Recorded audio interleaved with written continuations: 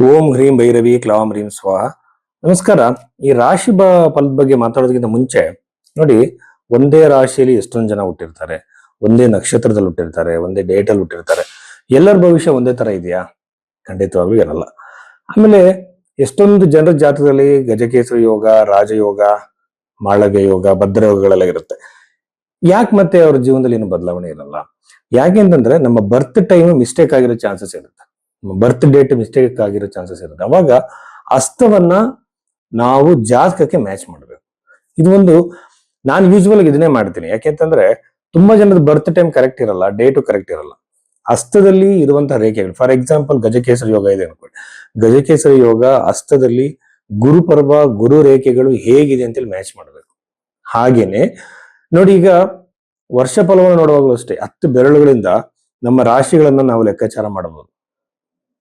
ಹಸ್ತದಲ್ಲಿ ಕೂಡ ರಾಶಿಗಳಿದೆ, ಹಸ್ತದಲ್ಲೂ ಕೂಡ ಗ್ರಹಗಳಿದೆ. ಏನ್ ಜಾತಕದಲ್ಲಿದೆಯೋ ಅದು ಹಸ್ತದಲ್ಲೂ ಇರುತ್ತೆ. ಹಸ್ತವನ್ನ ಕರೆಕ್ಟ್ ಆಗಿ ಮ್ಯಾಚ್ ಮಾಡಬೇಕು. ಇದು ನಾಡಿ ಜ್ಯೋತಿಷ್ಯ, Chinese palmistry, Indian palmistry, western palmistry ಎಲ್ಲದನ್ನು ಸೇರಿಸಿ ಒಂದು ವಿಶೇಷವಾಗಿರೋ ಪದ್ಧತಿ ಇದು. ಇದನ್ನ ನಾ ಹಿಂದೆ ಕೂಡ ತುಂಬಾ ಜನ ಮಾಡ್ತಾ ಇದ್ರು. ಈ ರೀತಿಯಲ್ಲಿ ಜಾತಕವನ್ನು ನೋಡಿದಾಗ ವಿವಾಹ ಯಾವಾಗ ಆಗುತ್ತೆ, ಉದ್ಯೋಗ ಪ್ರಾಪ್ತಿ ಯಾವಾಗ ಆಗುತ್ತೆ, ಸಾಲದಿಂದ ನೀವು ಯಾವಾಗ ಹೊರಗಡೆ ಬರ್ತೀರಿ ಕ್ಲಿಯರ್ ಆಗಿ ಹೇಳ್ಬೋದು. ಯಾಕೆ ಸಾಲದಿಂದ ಹೊರಗಡೆ ಬರೋದಾದ್ರೆ ಧನರೇಖೆ ಯಾವ ಏಜ್ ಅಲ್ಲಿ ಫಾರ್ಮ್ ಆಗಿದೆ ನೋಡ್ಕೊಂಡು ಅದನ್ನು ಜಾತಕಕ್ಕೆ ಮ್ಯಾಚ್ ಮಾಡಿ ಅಲ್ಲಿಂದ ಬೇರೆ ಬೇರೆ ಗ್ರಹಗಳ ದೃಷ್ಟಿಯನ್ನ ನೋಡ್ಕೊಂಡು ಬಹಳ ಸುಲಭವಾಗಿ ಹೇಳ್ಬೋದು. ಈ ಪದ್ಧತಿಯನ್ನ ಅನುಸರಿಸಿ ನಾನು ಯಾವಾಗಲೂ ಕೂಡ ಭವಿಷ್ಯವನ್ನು ಹೇಳ್ತೀನಿ. ಸೊ ಈ ರೀತಿ ನೋಡ್ಬೇಕಾದ್ರೆ ನೀವು ಭೈರವಿ ಆಸ್ಟ್ರೋದಲ್ಲಿ ನೀವು ನನ್ನನ್ನ ಕನ್ಸಲ್ಟೇಷನ್ ತಗೊಳ್ಬಹುದು.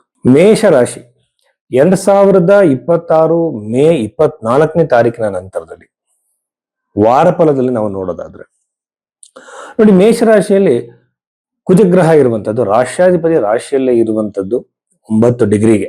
ಈ ಒಂದು ಟೈಮಲ್ಲಿ ನಾವು ನೋಡೋದಾದ್ರೆ ಇದು ಬಹಳ ಅನುಕೂಲ ಅಂತ ಹೇಳ್ತೀನಿ ನಾನು. ಮೊದಲನೇದಾಗಿ ಬಂದು ಆ ವಿವಾಹಕ್ಕೆ ಸಂಬಂಧಪಟ್ಟಂತೆ ನಾವು ನೋಡೋದಾದ್ರೆ ವಿವಾಹದ ಪ್ರಾಪ್ತಿ, ವಿವಾಹದ ಸಾಧ್ಯತೆ, ಎಸ್ಪೆಷಲಿ ನಾಡಿ ಜ್ಯೋತಿಷದ ಪ್ರಕಾರ ಕುಜನನ್ನ ಗಂಡು ಅಂತ ಕರೀತಾರೆ. ಸೊ ಅದರಿಂದ ಹೆಣ್ಣು ಮಕ್ಕಳಿಗೆ ವಿವಾಹ ಆಗುವಂತ ಸಾಧ್ಯತೆ ಜಾಸ್ತಿ ಇರುತ್ತೆ. ಆಮೇಲೆ ಕೆಲವರಿಗೆ ಪಿತ್ರಾಜಿತವಾಗಿ ಸೊತ್ತು ಬರುವ ಸಾಧ್ಯತೆ ಇರುತ್ತೆ. ಯಾಕಂದ್ರೆ ಕುಜನ ದೃಷ್ಟಿ ಅಷ್ಟಮ ಭಾವದ ಮೇಲೆ ಹೋಗೋದ್ರಿಂದ ಯೂಶುವಲ್ ಆಗಿ ಅವರಿಗೆ ಪ್ರಾಪ್ತಿ ಆಗುತ್ತೆ. ಎರಡನೇದಾಗಿ ಬಂದು ಕುಜನ ದೃಷ್ಟಿ ಸಪ್ತಮದಲ್ಲಿ, ಅಷ್ಟಮದಲ್ಲಿ, ಚತುರ್ಥದಲ್ಲಿ ಇರೋದ್ರಿಂದ ಪ್ರಾಪರ್ಟಿ ಮಾಡುವಂತ ಯೋಗ ಮೇಷರಾಶಿಯವರಿಗೆ ಅತಿ ಹೆಚ್ಚು ಅಂತ ಹೇಳ್ಬೋದು. ಪ್ರಾಪರ್ಟಿ ಮಾಡುವ ಯೋಗ, ಪ್ರಾಪರ್ಟಿನ ಅನುಭವಿಸೋ ಯೋಗ, ಮಿಸ್ ಆಗಿರುವಂತ ಪ್ರಾಪರ್ಟಿ ಸಿಗುವಂತ ಯೋಗ, ಎಲ್ಲ ಅವಕಾಶಗಳು ನಿಮಗೆ ಖಂಡಿತವಾಗ್ಲೂ ಇದೆ. ಪ್ರಾಪರ್ಟಿಲಿ ಯೂಶುವಲ್ ಆಗಿ ಸೈಟ್ಗಳೆಲ್ಲ ತಗೊಳ್ಳುವಂತ ಸಾಧ್ಯತೆ, ಅತಿ ಹೆಚ್ಚು ಸಾಧ್ಯತೆ ಮೇಷರಾಶಿಯವರಿಗೆ ಇರುತ್ತೆ ಅಂತ ಹೇಳ್ಬೋದು. ಎರಡನೇದ ಒಂದು ರಾಶಿಯಲ್ಲಿ ಇರುವಂತ ಗ್ರಹಗಳು ಸೂರ್ಯ ಮತ್ತು ಬುಧನಿಂದ ಬುಧಾದಿತ್ಯ ಯೋಗ ಪ್ರಾಪ್ತಿ. ಬಟ್ ನಾನು ಯಾವಾಗಲೂ ಕೂಡ ಟ್ರಾನ್ಸಿಟ್ ಅಲ್ಲಿ ಯಾವಾಗಲೂ ಕೂಡ ನಾನು ಯೋಗಗಳನ್ನ ನೋಡೋದಿಲ್ಲ. ಸೊ ಯೋಗಗಳ ಬಗ್ಗೆ ಒಂದು ಸೆಪರೇಟ್ ವಿಡಿಯೋ ನಾನು ಮಾಡ್ತಾ ಇದ್ದೀನಿ. ಸೊ ಅದ್ರ ಬಗ್ಗೆ ನೋಡೋದಾದ್ರೆ ಎರಡನೇ ಮನೆಯಲ್ಲಿರುವಂತಹ ಸೂರ್ಯನಿಂದ ಮಕ್ಕಳಿಗೆ ಅನುಕೂಲ, ನಿಮ್ಮ ಮಕ್ಕಳಿಗೆ ಹಣದ ಅವಕಾಶ ಒದಗಿ ಬರುತ್ತೆ, ಸ್ಯಾಲ್ರಿ ಜಾಸ್ತಿ ಆಗ್ಬೋದು, ಹಣಕಾಸಿನ ಅಭಿವೃದ್ಧಿ ಆಗುವ ಸಾಧ್ಯತೆ ಮೇಷರಾಶಿಯಲ್ಲಿ ಜನಿಸಿದಂತವ್ರಿಗೆ ಇರುತ್ತೆ. ಪಂಚಮ ಸ್ಥಾನದಲ್ಲಿರುವಂತಹ ಗ್ರಹಗಳನ್ನು ನೋಡಿದ್ರೆ ಕೇತು ಮತ್ತೆ ಚಂದ್ರನ 2 ಗ್ರಹಗಳ ಯುತಿ, ಇದು ಬಂದು ಯೂಶುವಲ್ ಆಗಿ ನಿಮಗೆ ಸಂತಾನ ಪ್ರಾಪ್ತಿಗೆ ಸಮಸ್ಯೆ ಮಾಡಬಹುದು. ವಿದ್ಯಾರ್ಥಿಗಳಿಗೆ ಒಂದು ರೀತಿ ಏಕಾಗ್ರತೆ ಸಮಸ್ಯೆಯನ್ನು ಮಾಡಬಹುದು. ಪ್ರೀತಿಯಲ್ಲಿ ಮೋಸ, ಪ್ರೀತಿಯಲ್ಲಿ ದ್ರೋಹ, ಪ್ರೀತಿಯಲ್ಲಿ ಇದ್ದಂಥವ್ರು ದೂರ ಆಗುವಂಥದ್ದು, ಅವರಿಂದಲೇ ಅನ್ಯಾಯ ಆಗುವಂಥದ್ದು. ಅವರಿಂದ ಈಗ ಕೆಲವರು ಹೇಳ್ತಿರ್ತಾರೆ, ಸರ್ ನನ್ನ ಹತ್ರ ಪ್ರೀತಿ ಮಾಡ್ತೀನಿ ಅಂತ ಹೇಳಿ ನನ್ನ ಹತ್ರ ತುಂಬಾ ಹಣ ತಗೊಂಡು ಹೋಗಿದ್ದಾರೆ. ಈ ತರ ಮೋಸ ದ್ರೋಹಗಳು ಪ್ರೀತಿಲಿ ಆಗುವ ಸಾಧ್ಯತೆ ಇರುತ್ತೆ. ನಾನು ಯೂಶುವಲ್ ಆಗಿ ಏನ್ ಹೇಳ್ತೀನಿ ಅಂದ್ರೆ ಬಹಳ ಕೇರ್ಫುಲ್ ಆಗಿರ್ಬೇಕು. ಪ್ರಪಂಚ ವಿಚಿತ್ರವಾಗಿದೆ. ಯಾವ ವ್ಯಕ್ತಿನೂ ಕೂಡ ಬ್ಲೈಂಡ್ ಆಗಿ ನಂಬಕ್ ಹೋಗ್ಬೇಡಿ. ಒಂದು ಜಾತಕನೂ ಅವ್ರ ವ್ಯಕ್ತಿತ್ವನ ತೋರಿಸುತ್ತೆ, ಎರಡನೇದು ಹಸ್ತದಲ್ಲಿ ಅವ್ರ ವ್ಯಕ್ತಿತ್ವನ ಕಂಡಿಡ್ಬೋದು, ಮೂರನೇದಾಗಿ ಅವ್ರನ್ನ ಅಬ್ಸರ್ವ್ ಮಾಡಿ. ಬ್ಲೈಂಡ್ ಆಗಿ ಯಾರು ನಂಬಬೇಡಿ. ಪ್ರೀತಿಯಲ್ಲಿ ಬಹಳ ಮೋಸಗಳಾಗುವ ಸಾಧ್ಯತೆ ಈ ರಾಶಿಯಲ್ಲಿ ಇರುತ್ತೆ.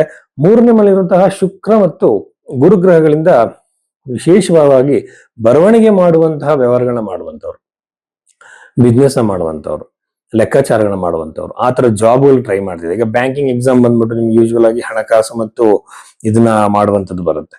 ಸೊ ಆ ರೀತಿ ಒಂದು ಸಂದರ್ಭದಲ್ಲಿ ಖಂಡಿತವಾಗಲೂ ಸಹ ನಿಮಗೆ ಬರವಣಿಗೆ ಮಾಡುವಂಥದ್ದು, ಬರೆಯುವಂಥದ್ದು, ಕೈಗಳ ಮೂಲಕವಾಗಿ ಕೆಲಸ ಮಾಡುವಂತಹ ಬಿಸ್ನೆಸ್ ವ್ಯವಹಾರಗಳಲ್ಲಿ ಅತಿ ಹೆಚ್ಚು ಲಾಭವನ್ನು ನೀವು ನಿರೀಕ್ಷೆ ಮಾಡಬಹುದು.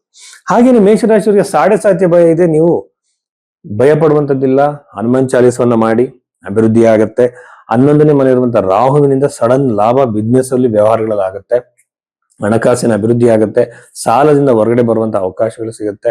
ಎಗೈನ್ ನಿಮಗೆ ಇಲ್ಲಿ ಉದ್ಯೋಗದಲ್ಲಿ ಫಾರಿನ್ ಜಾಬ್ಗಳಿಗೆ, ಬೇರೆ ಜಿಲ್ಲೆಗಳು, ಬೇರೆ ತಾಲೂಕುಗಳು, ವಿದೇಶಗಳು, ಫಾರಿನ್ ಲ್ಯಾಂಡ್ ಅಲ್ಲಿ ಜಾಬ್ ಟ್ರೈ ಮಾಡ್ತಿದ್ರೆ ನಿಮಗೆ ಅತಿ ಹೆಚ್ಚಿನ ಅಭಿವೃದ್ಧಿ ಆಗುತ್ತೆ, ಉದ್ಯೋಗ ಪ್ರಾಪ್ತಿ ಆಗುತ್ತೆ. ಉದ್ಯೋಗದಲ್ಲಿ ಸಡನ್ ಬದಲಾವಣೆಗಳಿರುತ್ತೆ. ಟ್ರಾನ್ಸ್ಫರ್ ಟ್ರೈ ಮಾಡ್ತಿರುವಂತವ್ರು ಕೂಡ ಉದ್ಯೋಗದಲ್ಲಿ ಬಹಳಷ್ಟು ಬದಲಾವಣೆಗಳು ಬರುತ್ತೆ. ವಿವಾಹದ ಅವಕಾಶ ಇದೆ, ಪ್ರಾಪರ್ಟಿ ಮಾಡೋ ಯೋಗಗಳಿದೆ, ಉತ್ತಮ ವೆಹಿಕಲ್ ಕೂಡ ಪರ್ಚೇಸ್ ಆಗ್ಬೋದು. ಆತರ ಅವಕಾಶಗಳೆಲ್ಲ ಇದೆ. ಹಾಗಾಗಿ ವ್ಯಾಪಾರಿಗಳಿಗೆ, ಬಿಸ್ನೆಸ್ ಮಾಡೋರಿಗೆ, ಸಣ್ಣ ಸಣ್ಣ ಬಿಸ್ನೆಸ್ ಮಾಡೋರಿಗಂತೂ ಬಹಳ ವಿಶೇಷವಾಗಿರುವಂತಹ ಲಾಭವನ್ನ ನೀವು ಕಾಣಬಹುದು ಮೇಷರಾಶಿ ಜನಿಸಿದಂತವ್ರು.